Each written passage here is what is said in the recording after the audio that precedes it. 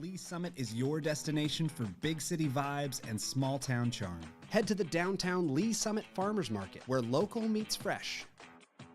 Then grab a cup of coffee and discover a variety of shops and boutiques just around the corner. Continue the fun in downtown Lee Summit at a retro arcade bar. Discover your new beer at one of our 6 locally owned breweries.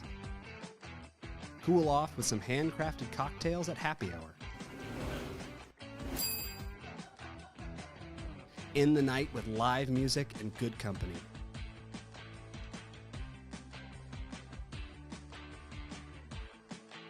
Lee Summit, Missouri. Hello, Lee Summit. I'm Laura, and this is your flash briefing for the week of March 3rd. City Council will meet for a regular session Tuesday night at 6 in Council Chambers in City Hall. Meetings are open to the public or watched live on the city's YouTube channel. If you can't watch, catch the recorded meeting on demand on the YouTube channel or by subscribing to the Council Debrief newsletter, which breaks down 3 to 4 key agenda items. Subscribe at cityofls.net. The city has partnered with the Community Blood Center for a blood drive on March 13th from 1 to 5 p.m. at Harris Park Community Center. Your donation can save lives. Register today on the city's website. If you see a pothole, report it on Alice Connect. It is a quick and easy way for residents to report common non-emergency concerns such as potholes and streetlights. Simply snap a photo, mark the location, and submit the report. The Alice Connect app is free to download on any Apple or Android device, and it is also available online at cityofls.net. And happy March! Shake off the winter blues and jump into spring this weekend in downtown Lee Summit for the Spring Open House Friday and Saturday. Shop new home decor, plants, apparel, gifts, and more. Thanks for listening and have a great week.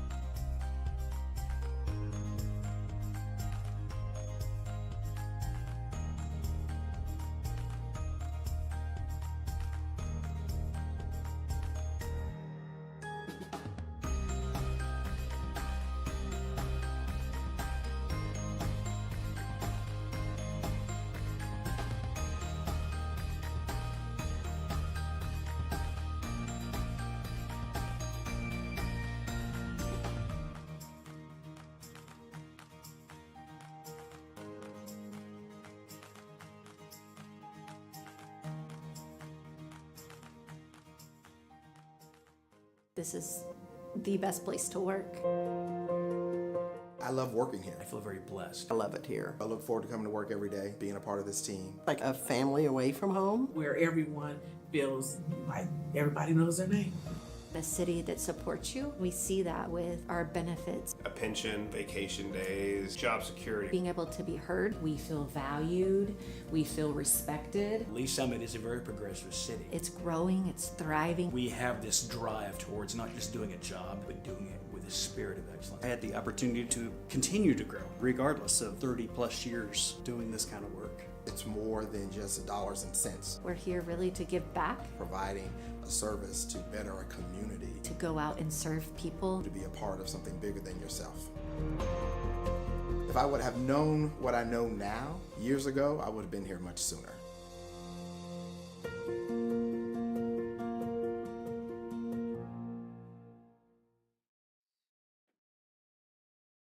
It's my prayer. Thank you, Mayor. Quite a few of us are getting questions. I know I've gotten a few questions about the plan, so I didn't know if, just for the public knowledge. I'm not a politician. I feel like I'm just an average person in Lee Summit. They have a football field set up. Inside these cones are their football field. Our 2-car garage is we're gonna bring the driveway back through here, and it's gonna go right here. And then, so my family has chickens. When we first got chickens, my husband said, don't treat them as your pets, treat them as chickens, because we're gonna be eating the eggs, and I would like to use them for meat. So don't treat them as your pets. Well, we now have 6 chickens that I consider my pets, and I will not let him kill for meat. So we live downtown, and we love living downtown. These are my children. The first one's Lincoln, and Amira, and Sophia, and Caleb. This is a great neighborhood. Downtown is one big community, and all of the kids get together and they play basketball, and we like to walk to the farmer's market. Here, hold my hand. It's an easy walk, probably less than 10 minutes. The farmer's market has always been a very important part of my life and my family's life. As a matter of fact, when my daughter started kindergarten, I dropped her off and I was going shopping at the farmer's market right behind Lee Summit Elementary. And I was teary-eyed because she was my first and she was going off to kindergarten. And Terry, the butterfly lady, the one that's in the purple shirt, and she used to make little butterfly stickers for everyone, she gave me a big hug and was just so empathetic to the fact that my daughter had just started school. How are you guys doing? Doing well, how are you? Yeah, very good. A lot of the farmers there, they've watched my kids grow up. I love Lee Summit in general. I love that it still has a small town feel while embracing growth and the arts and diversity. And I feel like downtown specifically embodies that. My kids go to Lee Summit Elementary, and a lot of their teachers live downtown, and a lot of the business owners from downtown live downtown. So when we're out walking downtown, we see so many people we know. I lived in Africa until I was 5, and then we moved to the United States, and I've lived in Lee Summit since. A lot of my childhood, my mom was a single mom, and I feel like I was essentially raised by my community and being on council, and it's just such an important way to give back to the community that raised me. I state your name. I, Mia Pryor, Do solemnly swear do solemnly swear that I possess the qualifications this day of April 2022.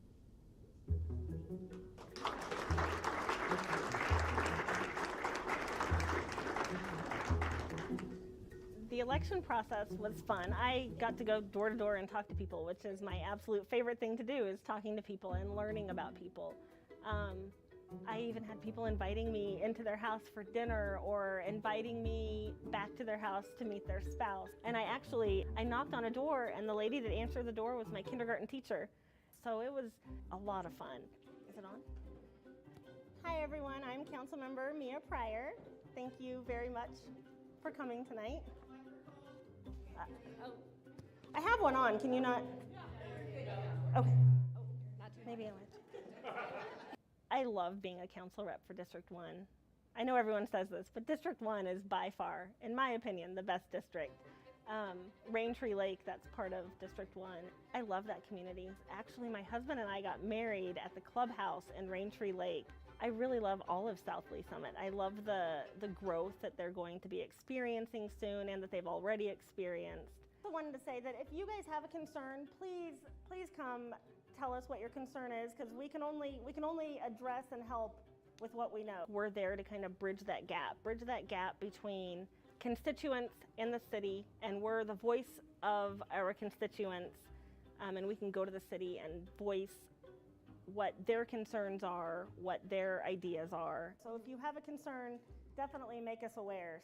So my big priorities are public safety. That's always one of my top priorities. I've always wanted to make sure that first responders were supported. I think that that's super important to me and to many in our city. but also I wanted to influence the growth in Lee Summit. I wanted to influence the type of businesses we get here and the type of activities there are to do for our families. If we're going to continue to grow downtown, how important it is to focus on people that already live here and the infrastructure we already have in place. Our first presentation tonight is going to be Assistant City Manager Ryan Elam, who is going to talk about that very exciting Farmers Market Plaza. But I want to show you the most recent rendering, fly-through video of that. That's really the best way to kind of get a good sense of what this will look like in the near future. To see it developing into something as big as it's going to be across from City Hall is super exciting to me. I can't wait for it to get built and to start welcoming people into what the farmers market's going to be, but also everything else that goes along with that development. Okay. You want to hold it? Don't drop it. Perfect. Thank you, guys. Thank you so much. Have a good rest. I'm just an average person in Lee Summit that wanted to be a voice of many that sometimes feel like they don't have a voice. Yeah, I'm not a politician. I'm just a mom that cares.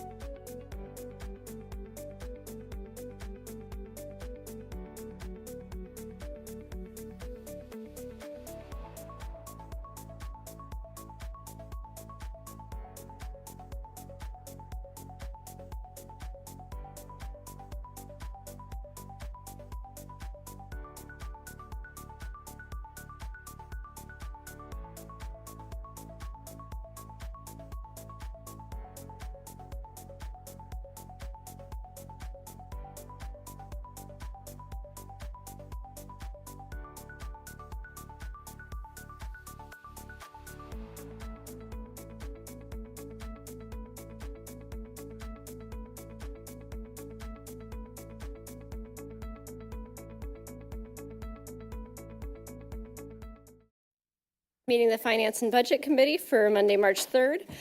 Can we get a roll call, please? Thank you, Chair. Councilmember Funk, Present.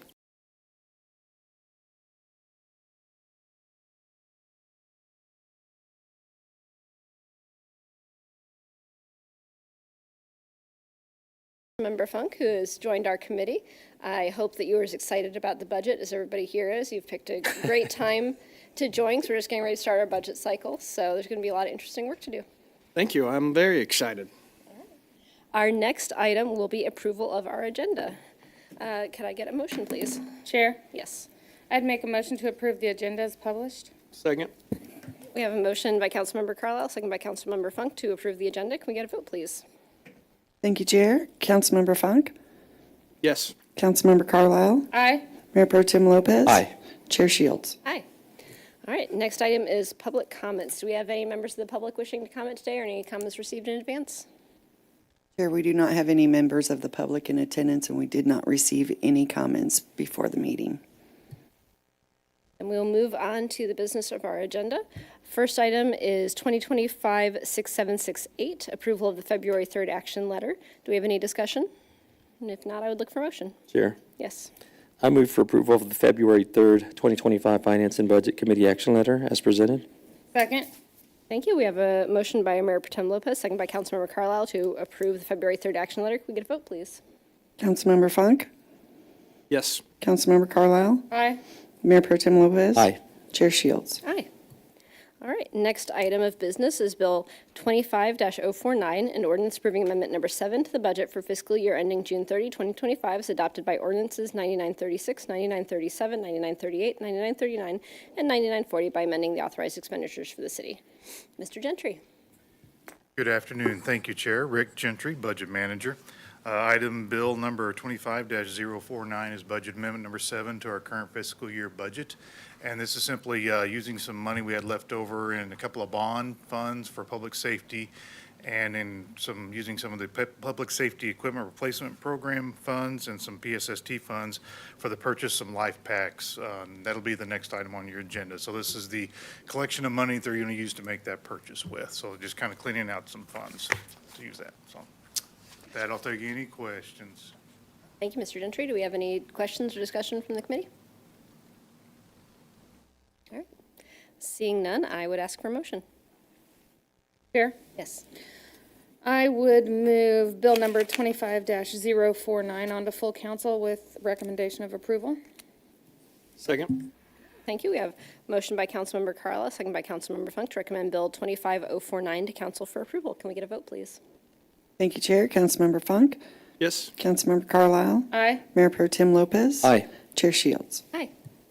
All right, next item, which we have already alluded to, is Bill 25-050, an ordinance approving a purchase by the City of Lee Summit from the Stryker Medical of new Lifepak cardiac monitor defibrillators in the amount of $1,417,204.50 and authorizing the city manager to execute all documents necessary to effectuate the same by and on behalf of the city. Thank you, Chair. Brian Osterman, Deputy Fire Chief. This purchase is to request to buy 25 new Lifepak 35s. We're currently in the Lifepak 15 model, and we have been for many years. And as we've grown throughout the years, we've wound up on different replacement schedules or different purchase schedules for those Lifepak 15s. However, where we're at now is the Lifepak 15 is being discontinued. And as we've talked about in previous purchases, when the fire department buys equipment, when the fire department buys apparatus, for uniformity and continuity, we need all of that equipment to match. Just that 3 a.m. muscle memory of our personnel moving from station to station. They know how to operate all especially the critical devices such as this. So this request is to buy 25 of those Lifepak 35s through a one-time purchase from the funds that you had just approved in the previous bill. Okay, thank you. Do we have any questions from the committee? If not, I would look for a motion. Chair?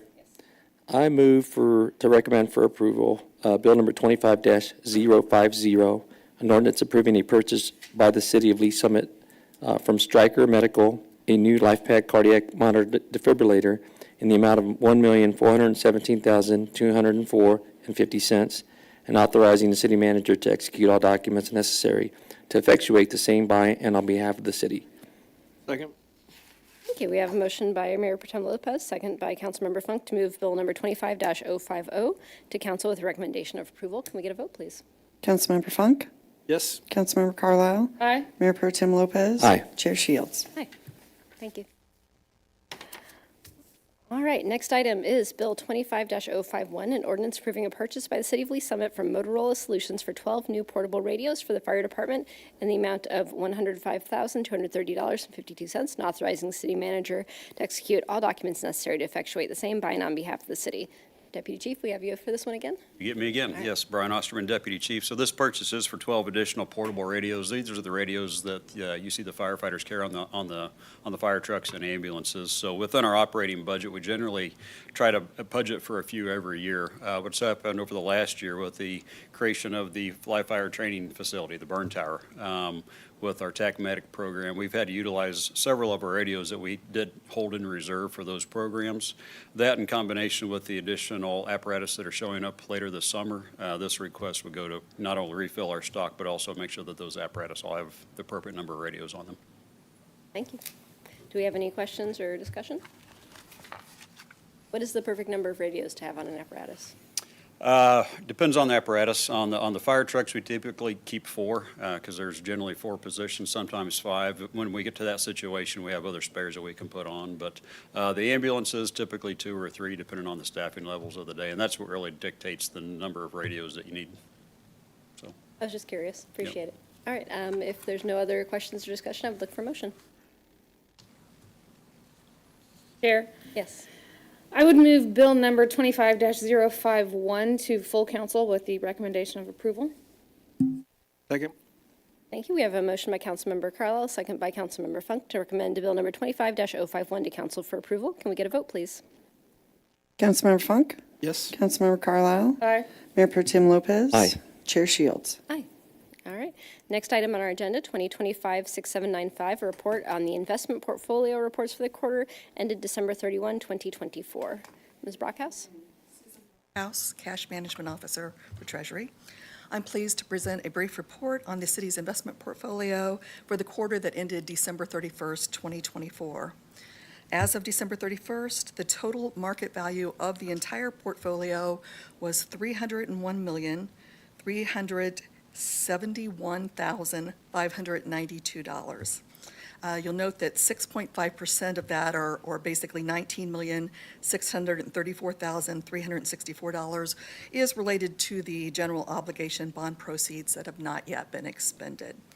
75.3% is in U.S. Treasury securities, 8.78% in government agency securities, and the remainder, 9.41% in demand deposits. The allocation is compliant with our city's investment policy for diversification standards. And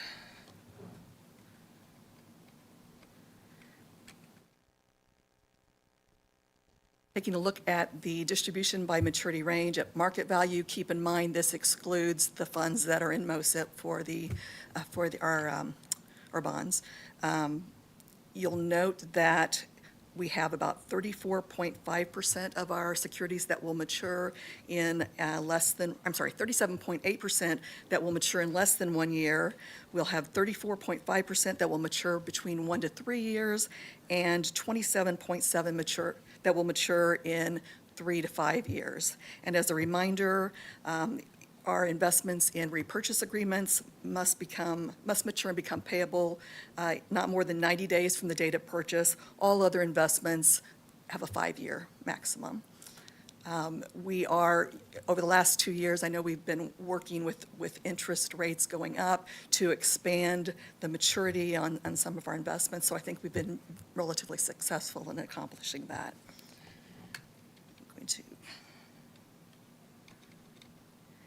If we look at the purchases that we had during this quarter, we had 6 investments with a combined total par value of $27 million. You'll note that the yields on these investments range from 3.63% to 4.365%. During the same period, we had 4 maturities, which totaled $16 million in par value. The maturity of these securities ranged from 0.522% to 0.954%. Then last, basically, we talk about the entry that we do for our mark-to-market adjustment. As of our fiscal year, at December 31st, we show a paper gain of $3,065,399.52. Again, that's basically we're recording a paper entry. We do hold our securities to maturity. Questions? Thank you. Do we have any questions from the committee? So kind of the usual story we've been hearing in recent months, that high interest rates aren't great for us when we're borrowing, but they're great for us when we're investing. That is correct. As we roll things over correct. from And 0.5% to 4%. The yields are maybe a little less than they were a few months back, but they're still holding strong, so. Great. Any other questions? We're not losing money. It's a good thing. Yours. Could be. Thank you. Thank you. And next is Roundtable. Do we have any Roundtable from the committee? I just think we chose a pretty easy agenda tonight for our newbie council colleague. So we're just warming up. Well, we're going to have, I've asked staff to present a little bit of Roundtable items to talk about some ongoing discussion items to kind of bring Councilmember Funk up to speed a little bit. And I think that's all that I have just for them to go ahead and dive into that.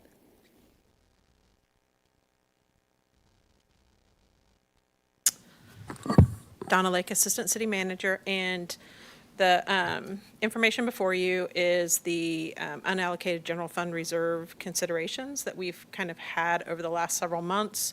And so we have a reserve balance policy that has a bottom floor of 25% and an upper floor of 35%. And the policy around our unencumbered or unallocated general fund reserve is that anytime we hit that threshold above 35%, the city manager is supposed to come before council and provide some options for one-time expenditures to kind of bring us back down to that level 35% or wherever the council so chooses to invest. So over the past several months, we've had several initiatives that were presented to council, several ideas that council provided to the city manager as well. And we have made some investments in to bring us back down to that 35% upper threshold of our reserve balance. And so we did dip just a hair into that, about $378,000 into that. But the things that we have approved that are in process are kind of in that middle section. So our downtown safety package, which is barricades that can be used for not just downtown events, but any events throughout the city, some portable camera and lighting systems, and then looking at some convex mirrors for some of the alleyways to help with that kind of those blind intersections there. And so that is in process. I think last month we did approve the spending for the barricades and the cameras, so the portable camera systems. And so those are in the process of being procured. The other item was a communication strategy plan for about $100,000. So that scope is in review before it goes out to RFP, but really that is to look at all of our internal, external, and crisis communications throughout the city and just update and develop that cohesive plan for all of our PIOs and then our creative services department and the city in general. We did decide to invest about $10 million into the Green Street Market across the street. The idea behind that is we were going to go out with bonds. However, because of this conversation and discussion, you, council, decided to reinvest into that project so that we could cash fund it instead of going out for bonds and putting that debt service onto our general fund for many years into the future. Equipment replacement program. So this is for our vehicle equipment replacement program. We have done had a study done, an audit done of that. It was more about the process, and so we're still working to true that up, but we knew that there was a larger discrepancy in need to true up the vehicle equipment replacement plan. And so council decided to put $2.8 million towards that. And then because we have a group that wants to assist with the community gateway monuments, we looked at funding some of that as well. So council chose to put $300,000 towards a south gateway and east gateway. And then I think we have $150,000, I think it was the commitment from IDA to help support that as well. So, and the city manager is in the process of working with them to identify or come to that formal agreement. So that did cause us to dip a little bit, but we're still at that 35%, right at that 35% range for our cap. The other items are still in kind of that discussion phase, or maybe held over for if we go over that cap again. Were a compensation study which came out of our attraction, satisfaction, and retention employee groups, and that is to do a study and really looking at updating job descriptions and comparing us to either comparator cities or labor markets that are equivalent to some of the job classes that we have over and phasing that in over several years. But we are looking to we're looking to see if we can put that in our FY26 budget that's coming up. So, and then we also had a suggestion to put $1 million towards additional funding for the sidewalk gap program and replacement program that's already in the CIP, and so that's still on the list of items to consider. One of the other items to consider is putting some amount of funding to World Cup. We know that's coming in 2026 in kind of that June timeframe, and so we're still in that process as we're developing plans, working with community partners, and then also within the region to identify, you know, is there resources that we would need to put towards any things that we would do within the city limits of Lee Summit towards that project. And then again, one of the other suggestions was purchase and improvements to what they call the Browning property, which is over off of Hamblin Road.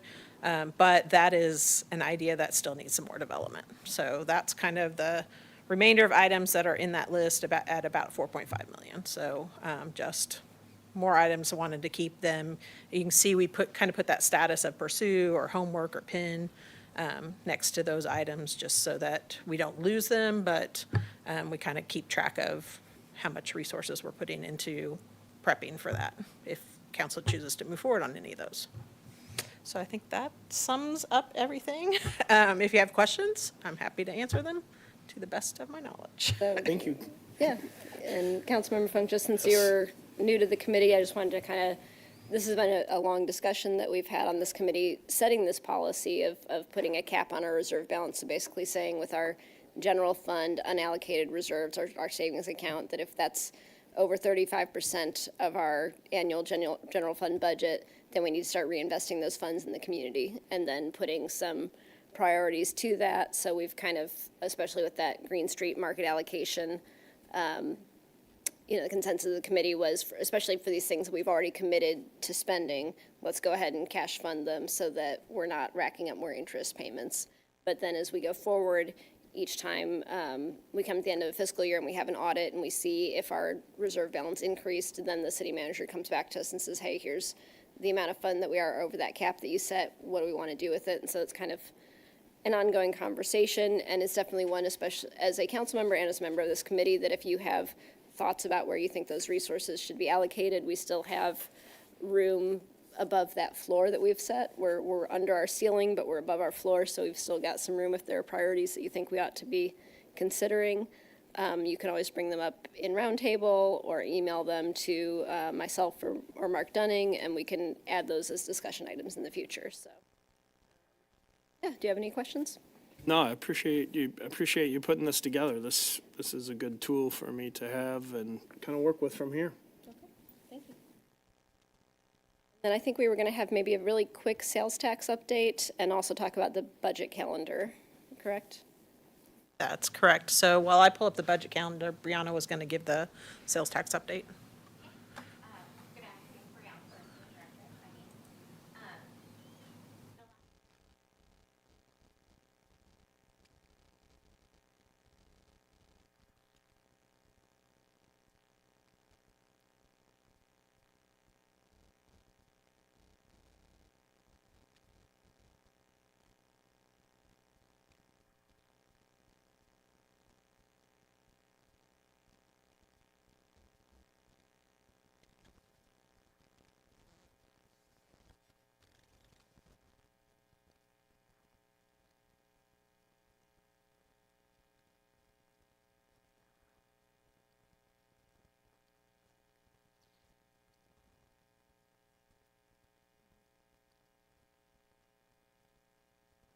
When you net out the sales tax and the marijuana tax, about how much under budgeted revenues are we right now?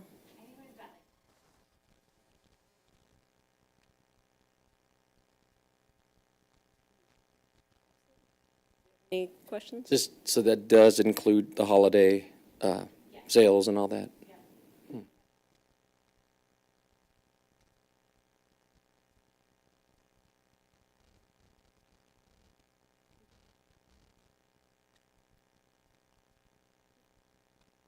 Appreciate the update. Thank you.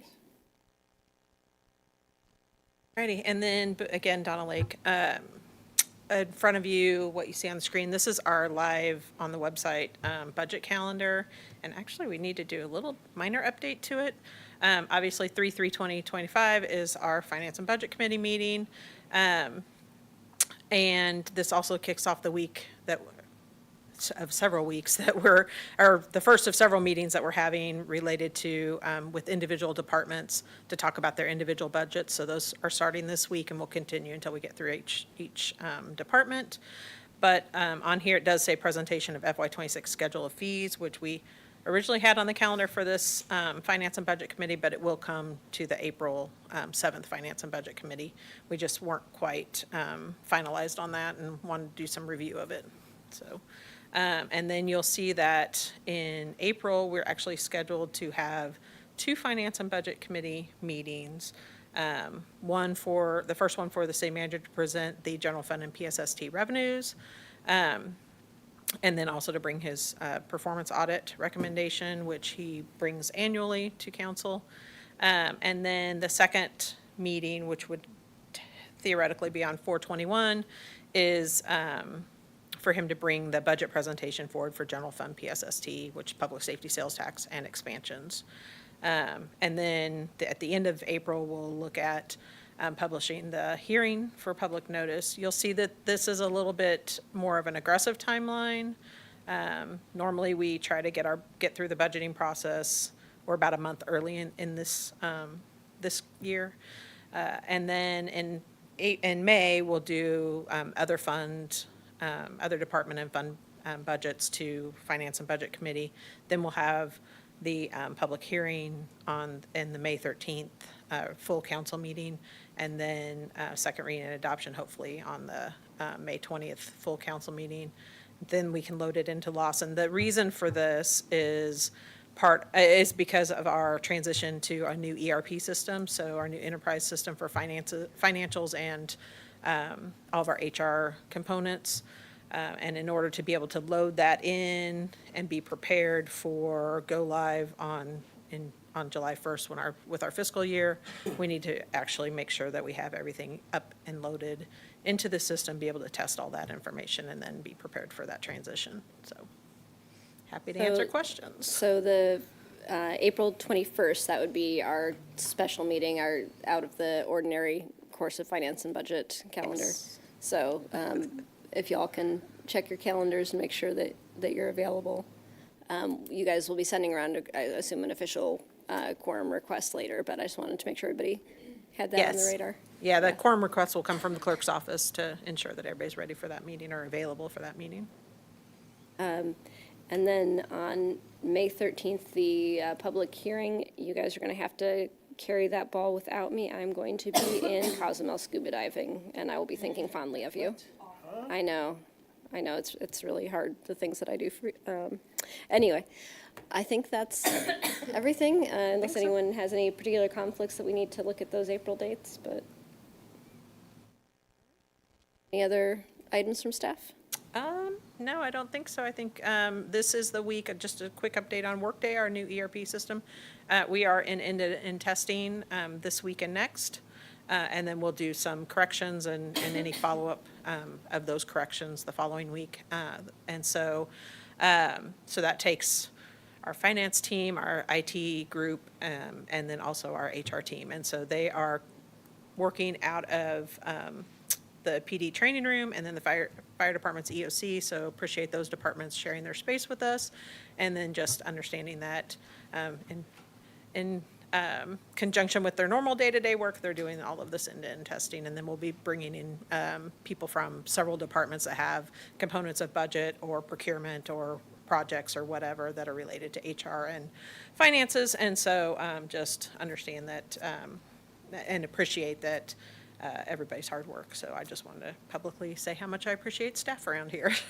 So. I'm sure it all feels like complete chaos right now, but it's going to be great once it's all yes, because we're in the middle of budget season as well, so there's a lot going on.